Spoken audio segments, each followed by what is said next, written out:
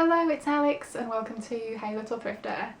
Today I'm talking about horror films again rather than books, and I'm going to be talking about my top 10 favourite horror films from the 1990s. As always, these are just my favourites, not necessarily the ones I consider the best of the decade, although I do think there is some crossover there. And I'm not ranking them in any order either, so I'm just going to go through them in chronological order as per their year of release. So, kicking it off in 1990 with Frankenhooker, directed by Frank Henenlotter. This film is just an absolute ton of fun. If you haven't seen it, I highly recommend it. I think it is the kind of film that would have a hard time getting made today, and I think that's part of why I love it so much, because it's very of its time.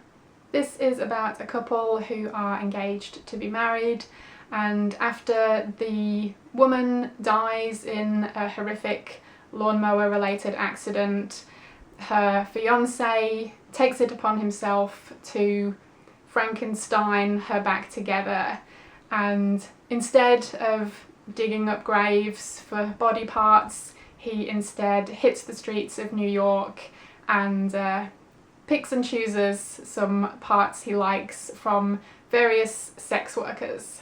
It's just really good, exploitative fun, and Patty Mullen is perfection as the title character, and James Lawrence is just absolutely one of a kind, and yeah, he is perfect for the kind of mad scientist character. Next up, also from 1990, is It, directed by Tommy Lee Wallace. This is a TV kind of miniseries adaptation of the book by Stephen King about an entity that is terrorising the town of Derry in Maine. It has been killing children in the area, and it's up to a group of local kids to finally defeat it. This is an early horror memory of mine. It's one that I first heard about from my best friend at primary school. I was probably about 10 or so, and yeah, she was allowed to watch horror movies and I was not at that age, and I would hear about them from her. We then lost touch because we ended up going to different schools not long after that, but I think a couple of years later it was my birthday and I was having some friends over to my house for a sleepover, and I managed to convince my mum to rent it on video from the local shop, and she was very hesitant about it. She was like, "Oh, I don't know, Alex," like looking at the cover, and I distinctly remember it was a 15 certificate. I was, probably a couple of years away from that at that point, but you know, I did the usual, everyone else's parents would let them kind of trick, and I think eventually I wore her down. So she rented that. I'm not sure if we rented anything else or really what else happened that particular sleepover night. I think all of the memory is focused on it, but it is quite a long one. I think it's over 3 hours long because it was originally aired on TV in a couple of different episodes, and so that probably kept us fairly well occupied for a good amount of time that night, and we were all terrified, and I think it still really holds up today. I rewatched it a couple of years ago, I think, and still really love it. I do think the kind of first half is stronger than the second half. I think the characters and story is more compelling when they're kids than when they're adults, but still, it's a really great story. The novel is an excellent read too, and there are some moments in this particular adaptation that have really stuck with me over the years, and I think they are absolutely iconic and will still terrify me, I'm sure, every time I watch this. Okay, next up from 1992 is Candyman, directed by Bernard Rose. This is, I think, such a unique film, and I think it's a lot more complex and layered than a lot of people give it credit for. I think you can definitely enjoy it on the surface for the scares, etc., but there's so much more going on here if you spend a bit of time with it. This is about a student who is investigating urban legends for her thesis, and she ends up investigating specifically the story of Candyman. And the legend states that if you say his name 5 times while looking in the mirror, he will appear behind you. And I'm even fearful of saying the name numerous times here, like that's a bit weird, right? But you know, you can never be too careful. So I will try and limit the C word throughout the rest of this little discussion. But yeah, this one is scary and super emotional. Like, the story behind everything is really tragic and heartbreaking and really adds so much depth to the character. And Helen, the student's involvement with the story is, yeah, just so interesting. It's a film that is really enhanced by the score by Philip Glass. I think it's absolutely amazing, and I think the film as a whole is just so well done. I love the look of it, the cinematography. It's got this really dark, gritty feel to it, and I think it's a really intelligent film. I think the elements of the commentary on racism and the folklore aspect of it just all combines to create a really unique story and a really unique film that, yeah, was one of my favourites growing up and remains a favourite today. It's based on a short story called The Forbidden by Clive Barker, and that is an absolutely excellent read as well. There are definitely some differences between the story and the film, but I love them both. Next up, another one from 1992 is Ghostwatch, directed by Leslie Manning. Funnily enough, this is another TV one, and it's another childhood horror memory for me. This aired on TV in the UK, it was on the BBC, and it was presented as a live documentary about this family who had been experiencing these paranormal goings on in their home. And yeah, they'd basically set it up so they'd got cameras and crew in there who were going to be, you know, having a live feed from the location, and there were also presenters in the studio who were, you know, cutting back and forth between studio and location stuff. And literally everybody believed it was real. This was like the biggest hoax since War of the Worlds or something. Nobody thought that this was fiction, and it terrified the entire nation. It was so believable because not really anything had been done like this before. This was before found footage had really become its own subgenre, and yeah, I think it's absolutely genius. The way that they crafted the story is really well done, and the kind of details of this ghost are super creepy, and all of the performances I think are really great. You know, they've got a mother and these 2 daughters who are, you know, supposedly living in the house, and there's been all this creepy stuff going on, and then all of the presenters are well-known actual TV presenters in the UK. You know, we would see their faces on TV all the time, so that really added this level of believability to the whole thing.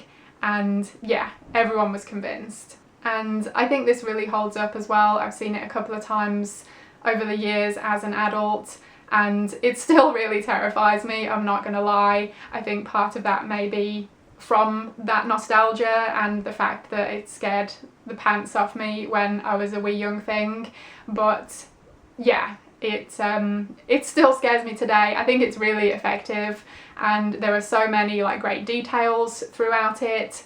Yeah, it's one that I think was pretty unknown for quite some years, other than the people in the UK that watched it on TV when it aired, but in recent years I think it has found a bigger audience and more people have been seeking it out. I definitely recommend seeking it out if you haven't seen it.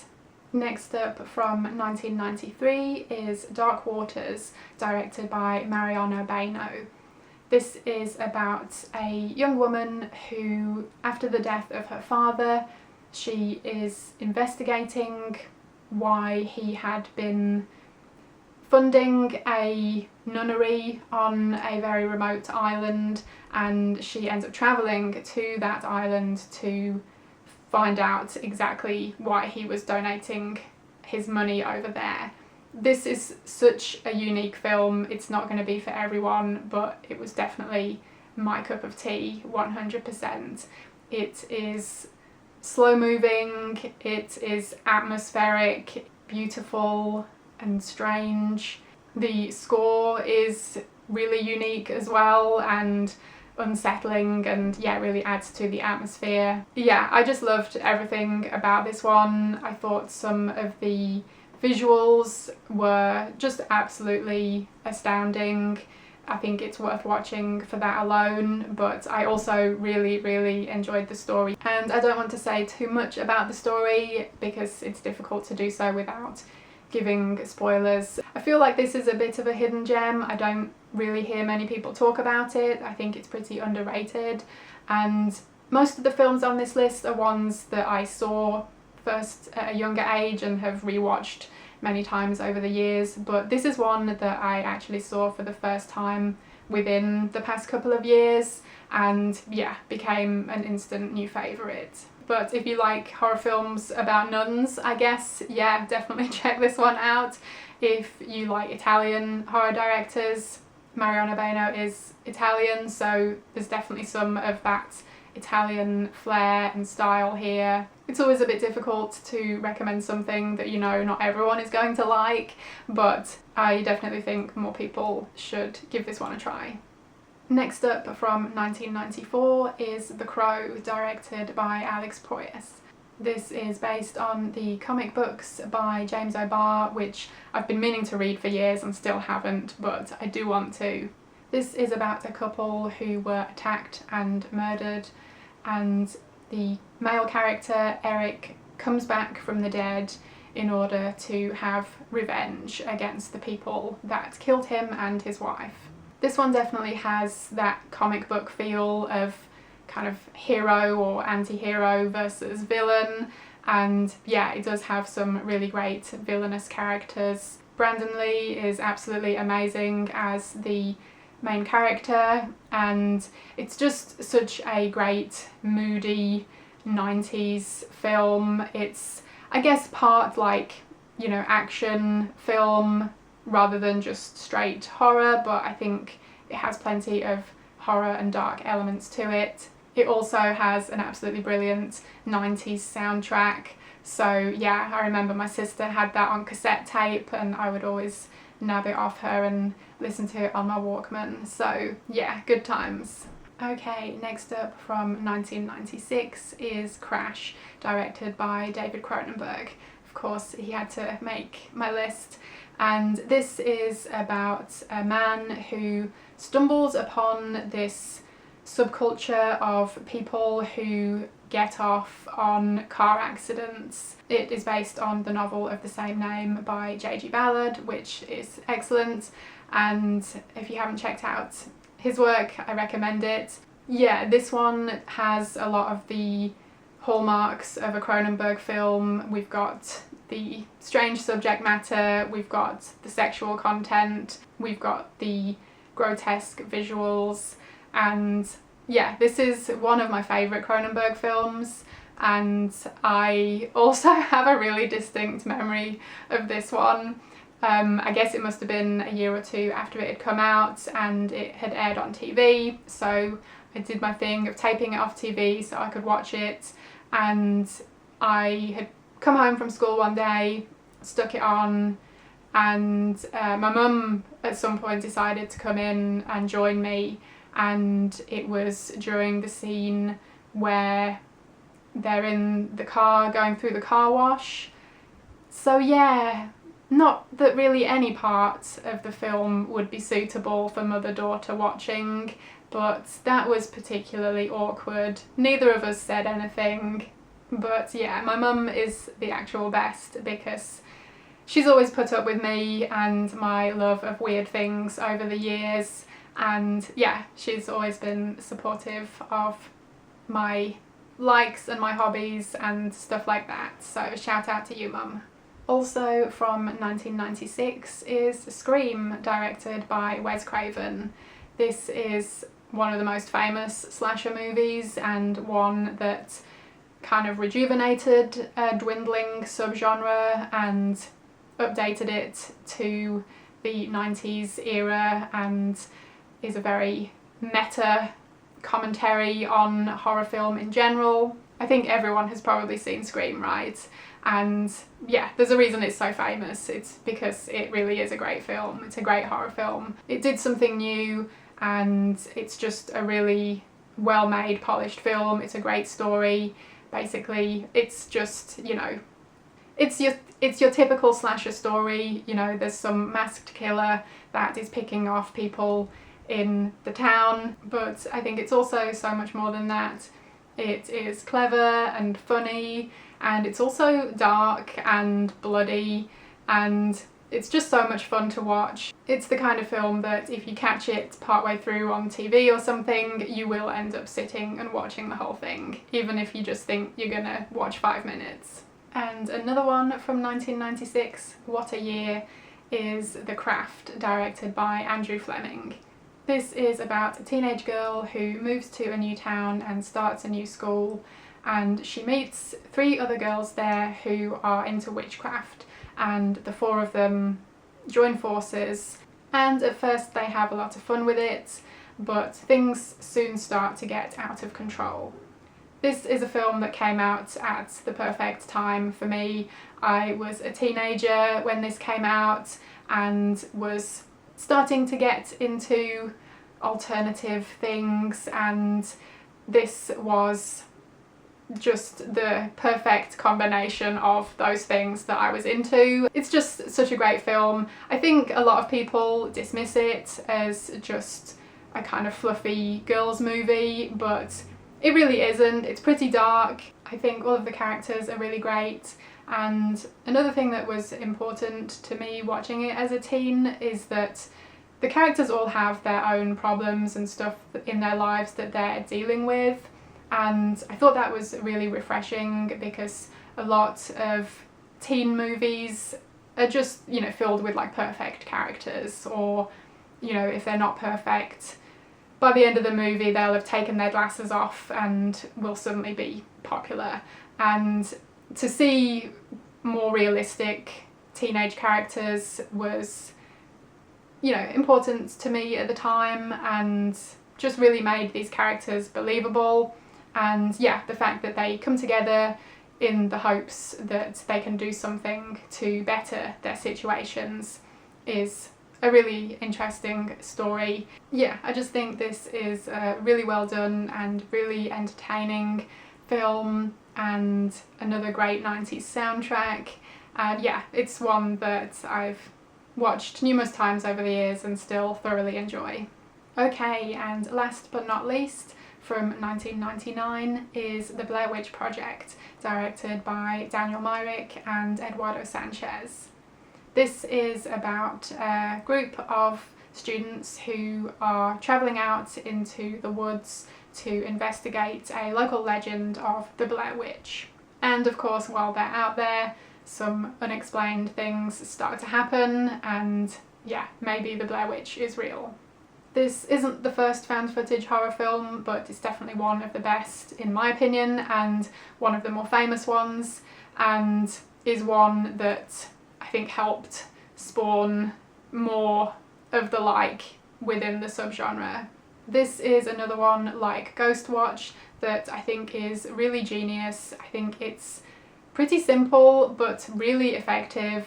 I absolutely love the 3 characters. I think a lot of people say that they're terrible actors and blah blah blah. I think they're all fantastic. I think they're all super believable, and I think all of the things they go through are totally believable, and it's super creepy. It's, I think, one of the scariest films that I've seen over the years. Definitely one that still creeps me out. And I do remember seeing this at the cinema when it came out. I would have been 18 that year, and remember we must have gone during the afternoon or something, because I definitely remember it being daylight when we came outside, which was just super weird to go from watching that film to it being like, oh, it's a normal day. I think a film that I hadn't really experienced anything like before at the time. It's super creepy and atmospheric, has a lot of really great tension between the characters, and that breakdown of the relationship between the three of them as the film goes on is really well done. And yeah, it has a couple of really amazing scares and is definitely one that has stayed with me over the years and one that I really enjoy rewatching. So that was my top 10 favourite horror films from the 1990s. Let me know if any of these are your favourites too, or let me know which films I haven't mentioned here that are your favourites. I would love to chat about it all in the comments below. Thank you ever so much for watching. I hope you enjoyed it, and hopefully I will see you again in my next video. Bye!